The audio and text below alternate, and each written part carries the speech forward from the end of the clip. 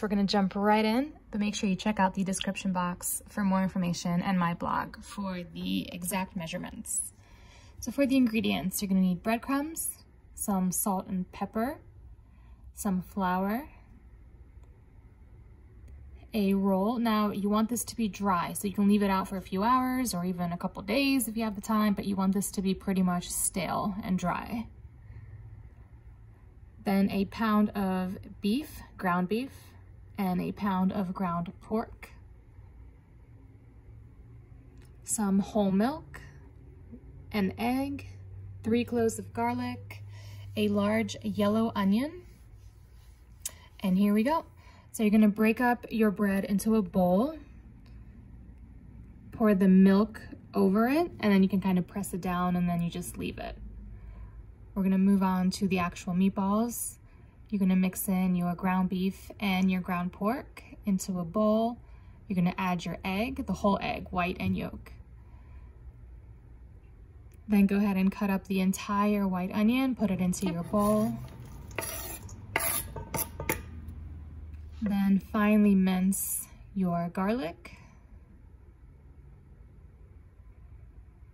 Add it into your mixture.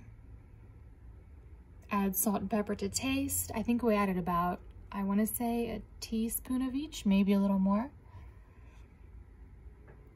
Then what you're going to do is you're going to take your bread and you're going to squeeze it out, get all that milk out, and just throw it right into your bowl. I know this seems weird, but trust me, these come out amazing. Make sure you get all that milk out of there too. Just throw them right in. Then the easiest way to do this is just go right into it with your hands. Make sure everything is really, really well combined. And it should look something like this. Go ahead and pour out your flour onto a plate, and then you're gonna roll the mixture or your meat into whatever size you want your meatballs. Then you're just gonna coat them with your flour and set them aside. I think we ended up getting about 10 or 12 maybe, pretty large meatballs out of that amount of mixture. Then on a well-oiled pan, you're just gonna stick all your meatballs on there and then let them cook. You're gonna flip them over twice. So you're gonna put them down on one side, then flip them on the other side, and then the last time you flip them, you're gonna kind of stand them sideways like we're doing here. And they can kind of balance off of each other. And they're just a few minutes on each side just so they brown. Then you're gonna switch them over to a pan with higher sides. These already smelled so good at this point. And then you're just gonna cover them with water. So you want about enough water to almost cover them completely. You'll see, right now we added some more water. So that's about as much as you want. So a little bit does stick out at the top.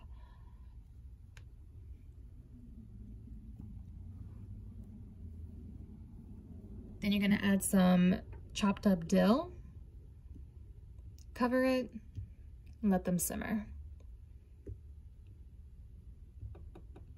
Now you're gonna add some flour, a little bit of water, and some more dill.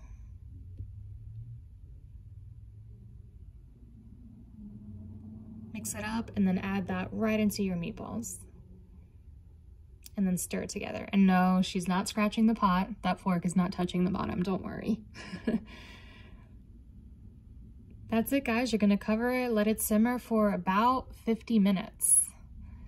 Now this part is actually a little bit extra. This is dressing for our salad. So you're gonna do sour cream, some white vinegar, about a tablespoon of sugar, and mix that all in. And this is like a sour cream sweet dressing. It is so delicious and it's so simple. So mix that all up and then just put your salad together. We just added eggs and radishes to some romaine lettuce. Actually, I'm sorry, this is iceberg lettuce. And this mixture of the eggs and the radishes tastes the best in my opinion. And then just throw that sour cream right on top. Trust me, this is amazing. And after about an hour, your meatballs should be done. And then, you know, you can use it on top of rice, on top of noodles, spaghetti, quinoa, whatever you like. We just did it like this, and then we ended up at the end dipping bread into that sauce.